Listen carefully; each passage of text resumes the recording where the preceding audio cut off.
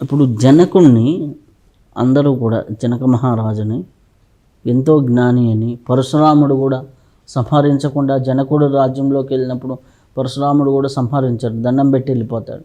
అట్లాంటి గొప్పతనం జనకుల్లో ఏముందంటారు? మీకు తెలిసిన కథే, చాలామందికి తెలిసి ఉంటుంది. ఇదే అనుమానం ఒకళ్ళకి వచ్చింది. ఒక రాజు ఇంతటి ఋషి జ్ఞాని జ్ఞాని అని అందరు అంటారే, మేమంతా వందల తపస్సులు చేశాం, మాలో కూడా ఒక్కొక్కప్పుడు శాంతత లేకుండా పోతుంది. ఒక ఋషి, ముని, దేవర్షి, బ్రహ్మర్షి, రాజర్షి అనే పేర్లతో పిలుస్తారు. ఈయనకి ఇంతటిది ఎట్లా వచ్చింది అని ఒకసారి సభలోకి వస్తాడు. ఈయన రావడం చూసే ఈయన ఉద్దేశం ఏంటో జనకుడు కనుక్కుంటాడు. కావలసి కల్లా వాంటెడ్లీ, ఒరే ఈ రాచరిక కార్యాలతో అలసిపోయినాను, కాస్త నృత్య ప్రదర్శన పెట్టండి అంటాడు. ఆడవాళ్ళ డ్యాన్సులు అన్నీ చూస్తుంటే ఈయనకి ఇక్కడ మండిపోతూ ఉంటుంది. ఎవడో వాడి జనకుడు ఇంత జ్ఞాని జ్ఞాని అన్నట్టు అంటాడు. ఆడవాళ్ళ డ్యాన్సులు చూస్తున్నాడు. అది అయిపోయిన తర్వాత నేరస్తులను ప్రవేశపెట్టండి అనేసి వానికి ఆ శిక్ష, వీనికి ఈ శిక్ష అంటాడు. ఈయనకు శాంతము లేదు, ప్రేమ లేదు, అభిమానం లేదు. జనకుడిని జ్ఞాని అంటారే అనికి ఇంకా కోపం తట్టుకోలేక, ఎవడరా నిన్ను జ్ఞాని అనింది? అసలు విదేహుడు అని నీకు పేరు, దేహ భావన లేనివాడు అని అంటారే. ఈ దేహంతో ఉండి నువ్వు ఇన్ని చేస్తాండవు, మధురమైన పదార్థాలు తాగుతాండవు, సంగీతాలు చూస్తాండవు, శిక్షలు వేస్తాండవు అని కోపించుకుంటే, రాజును నన్ను సభలో ఈ మాటలు అంటావా? ఈయన తీసుకుని వచ్చి జైల్లో వేసేసి వారం తర్వాత ఉరి తీయండిరా అంటాడు. ఆయన తీసుకుపోయి జైల్లో వేసేస్తాడు. జైలు అధికారులకు ఈయన చెప్తాడు, వానికి ఈ వారం రోజులు షడ్రసోపతమైన భోజనాలు పెట్టండి. 3 పూట్ల రాచమర్యాదలతో రాచభోజనాలు ఆయన దగ్గరికి వస్తూ ఉంటాయి. 7వ రోజు ఇంకా ఉరి తీసే రోజు జనకుడు ఆ చెరసాల దగ్గరికి పోతాడు. ఏమయ్యా, ఈ వారం రోజులు తిండి సహించిందా? మేము తినే తిండి నీకు పంపాము. ఎక్కడ తిండి మహాప్రభు, నా కళ్ళకి ఎంతసేపు ఉరితాడే కనపడుతుంది అని అంటాడు.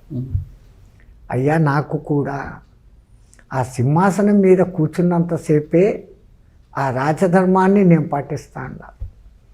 నేను ఇంకా ఏ విషయవాసనలకు అంటకుండా ఉంటాను. కాబట్టి నన్ను విదేహుడు అంటారు. నాలో దేహభావన ఎప్పట్లేదు. ఈ దేహం నశించిపోయేది నా సంగతి పూర్తిగా బాగా తెలుసు. నేను ఆత్మస్వరూపంగా నిత్యుడును అన్న సంగతి నాకు తెలుసు. కాబట్టి నేను ఆ బ్రహ్మీ భావనతోనే నిత్యం ఉంటాను, బ్రహ్మ ముందు చరిస్తూ ఉంటాను. కాబట్టి నన్ను కొంతమంది జ్ఞాని అంటారయ్యా. నీ తప్పు తెలుసుకో. వెంటనే ఒక మనిషిని చూసి ఒక జడ్జిమెంట్కి ఎప్పటికీ రాకూడదు మనం. ఆ నీతి ఆ రామాయణంలో అట్లాంటి కథల ద్వారా మనకు తెలిసి వస్తాయి. ఇంకా ప్రముఖ పాత్ర అయినటువంటి రావణుని గురించి కూడా ఆయనకు ఒక పూర్వజన్మ వృత్తాంతాలు 2-3 ఉన్నాయి. రావణుడికి రావణ కుంభకర్ణ విభీషణుల విషయంలో ఒకటి మీకు అందరికీ తెలిసిన జయ విజయుల కథ, రెండవది నారద గర్వభంగము, మూడవది ప్రతాపసేనుడు అనే రాజు, అరిమర్దనుడు అనే ఆయన తమ్ముడు, ధర్మవర్తి అనే వాళ్ళ మంత్రి. ఈ 3 రకాల కథలు, 4 కథలు ఉంటాయి. ఒకటి జయ విజయుల కథ అందరికీ తెలిసిందే. సనక సనందనాథులు విష్ణు దర్శనార్థమైపోతే వాళ్ళని ఆటంకపరిచినప్పుడు 7 మానవ జన్మలు ఎత్తండి అంటాడు. అసలు మీరు మనుషులైపోండి, మానవ బుద్ధులు పోలేదు. మీరు మానవుడు ఒక్కడే గొప్పవాడు ఎవడు తక్కువడు ఎవడు అని చూడకుండా నా నోటికి వచ్చింది మాట్లాడతారు, మమ్మల్ని ఆటంకపరిచారు, మీరు మనుష్య జన్మలు ఎత్తండి అంటాడు. అప్పుడు శ్రీమన్నారాయణుని వాళ్ళు వేడుకున్నప్పుడు ఆ మానవ శ్రీమన్నారాయణుడు వచ్చి ఆ శాపాన్ని కొద్దిగా మరల్చి, నా భక్తులుగా 7 జన్మలు ఉంటారా, నాకు శత్రువులుగా 4 జన్మలు ఉంటారా, ఆ విధంతో 4 జన్మలు ఎత్తినాక మీ ఇది తీరుతుంది అని అంటాడు. అయ్యా, నీతో భక్తులుగా 7 జన్మలు ఎందుకు గడపడము, శత్రువులుగానే 4 జన్మలు ఉంటాంలే అని వాళ్ళు అనుకున్నప్పుడు వాళ్ళు హిరణ్యకశిప హిరణ్యాక్షులుగా 1 జన్మ, రావణ కుంభకర్ణులుగా 1, ఆ తర్వాత శిశుపాల దంతవక్రులుగా ఆ జన్మలు ఎత్తాల్సి వస్తుంది. అది ఎత్తారు. అది రావణ కుంభకర్ణులకు 1 జన్మ కారణం.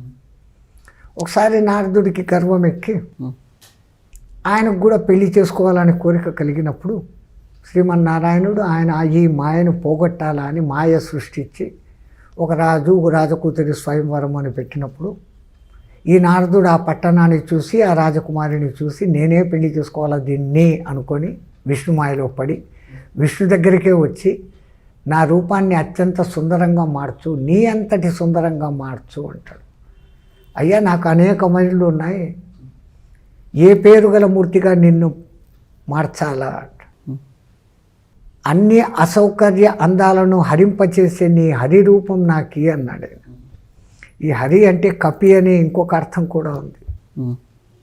తదాస్తు అన్నాడు ఆయన. నారదుల వారికి కపి రూపం వచ్చింది. ఆ మాయా స్వయంవరం మాయా రాకుమారి ఉన్న మంటపాన్లోకి పోయి కూర్చున్నాడు. ఈయనకు ఇరుపక్కల ఇద్దరు రాజకుమారులు ఉన్నారు. వాళ్ళిద్దరూ అంటారు, ఈ కోతిముఖం కూడా వీడికి వచ్చిందా? నన్ను కోతిముఖం అంటారా? మీరు రాక్షసులుగా జన్మించండి, ఈ కోతి కారణంగానే మీ వధ జరుగుతుంది అని శాపం ఇస్తాడు. వాళ్ళిద్దరే రావణం అంటుంది, ఇది కుంభకర్ణులుగా పుట్టినారని ఇంకో కథ. వాళ్ళ కథలకు ఇంకా మూల కారణమైన ఇంకో కథ. ఒకానొక కాలంలో రామచంద్రుల వారి జననానికి ఎంతో పూర్వం కేకయ్య రాజ్యాన్ని ప్రతాపసేనుడు అనే రాజు, ఆయన తమ్ముడు అరిమర్దనుడు అనే వాళ్ళు పరిపాలించేవాళ్ళు. వాళ్ళకు ధర్మవర్తి అనే ఒక మంత్రి ఉండేవాడు. ఆయన చెప్తున్న గైడెన్స్లో వీళ్ళిద్దరు రాజుగారు చాలా బ్రహ్మాండంగా పరిపాలన చేసేవాడు. అప్పట్లో తాళకేతు అనే ఒక రాక్షసుడు ఆడవాళ్ళని ఎక్కువగా హింస పెడుతూ ఉంటే ఆ తాళకేతు వాడిని 100 మంది కొడుకులను ఈ ప్రతాపసేనుడు చంపేస్తాడు. ఆ తాళకేతుకు ఒక తమ్ముడు ఉంటాడు, పాతాళకేతు. మా అన్ననే చంపాడు, వీడిని డైరెక్ట్గా చంపలేము, యుక్తిగా చంపాలా అనుకుంటాడు. ఎప్పుడు అవకాశం దొరుకుతుందా అని ఎదురు చూస్తుంటాడు. ఈ ప్రతాపసేనుడు అనేక రాజ్యాలను ఓడిస్తూ పోయినప్పుడు ఆయన చేత ఓడింపబడినటువంటి అతనుడు అనబడేటువంటి ఒక రాజు, ఆయన కూడా అడవుల్లో పోయి తపస్సు చేసుకుంటూ ఉంటాడు. అవకాశం కోసం చూస్తుంటాడు, ఎప్పుడెప్పుడు వీడిని మనం పతనం చేస్తామా అని. ఈ ప్రతాపసేనుడు ఒకసారి అట్లా వేటకు పోయి దారి తప్పిపోయి ఈ దొంగ ముని దగ్గరికి వస్తాడు. వస్తే నాన్న ఏమి ఇట్లొచ్చావు కొనుక్కుంటాడు. వీడు నా శత్రువు, వీడినే కదా నేను పాడు చేయాలని ఇంతకాలంగా కూర్చునింది. నేను దారి తప్పి వచ్చానంటే ఆహారము మంత్రశక్తితో అన్నీ పుట్టించి ఇచ్చేస్తాడు. నువ్వు నాకు గురువు, నాకు మంచి జ్ఞానబోధ చేస్తాడావు, నిన్ను నేను గురువుగా స్వీకరిస్తాను అనేసి పూర్తిగా నమ్ముతాడు వాడు. సరే నీకేదైనా కోరుకుంటే తీర్చుకోండి. ఎవడు కోరకూరని కోరిక. కొన్ని యుగాల పర్యంతరము నేను నా రాజ్యాన్ని పరిపాలిస్తూ బాగా ఉండాలి, కోరకూడని కోరిక కొన్నావు. అయినా ఈడు దొంగముని కాబట్టి నీ కోరిక నేను సిద్ధింపజేస్తాను, దానికి ఒక చిన్న పని చేయాలి. నీ రాజ్యానికి నువ్వు తిరిగి వెళ్ళిపో, నా మంత్రశక్తితో నిన్ను నీ రాజ్యంలోకి చేర్పించేస్తా. 3 రోజుల పాటు రోజు 1,00,000 మంది బ్రాహ్మణులకు భోజనాలు పెట్టు. అయ్యా 1,00,000 మందికి రోజుకు భోజనాలు ఎంతమందితో వడ్డించాలంట? లేదు నా మిత్రుడు ఒకడు ఉన్నాడు, వాడు వంటవాడిగా వచ్చి పంపిస్తాడు నీకు. ఆ మిత్రుడిగా వచ్చినవాడు పాతాళకేతు, వాడిని అక్కడ వంటవాడిగా పంపిస్తాడు. ఈయన రాజగురువుగా వేషం మార్చుకొని ఆడిపోతాడు. ఈ పాతాళకేతు ఆ బ్రాహ్మణులకు పెట్టే భోజనంలో అభోజనం, అభక్షభక్షం పెడతాడు. బ్రాహ్మణున్నే చంపి అన్నంగా పెడతాడు. వాళ్ళు తింటున్న సమయంలో అశరీరవాణి పలికినట్లుగా, ఓ బ్రాహ్మణుల రారా, ఈ రాజు తప్పు చేస్తున్నాడు, మీకంతా బ్రాహ్మణుని వధించిన నరమాంసం పెట్టాడు ఇది. ఆ బ్రాహ్మణులందరూ కోపగించి మూకుమ్మడిగా 1 సంవత్సరం లోపల నువ్వు నీ కుటుంబము సర్వనాశనం అయిపోతుంది, చచ్చిపోయి అవతల జన్మలో కూడా మీరు రాక్షసులుగా పుట్టుదురుగాక అని శాపనిస్తారు. బ్రాహ్మణ శాపం అంత భయంకరమైంది. వేణుని చరిత్రలో కూడా మనకు అదే వస్తుంది. సరే ఇట్లా ఈ విధంగా వాళ్ళు ఆ తర్వాత 1 సంవత్సరం రాజ్యం చేస్తారు, చనిపోతారు. శత్రురాజులు వచ్చి యుద్ధం చేసేస్తాయి.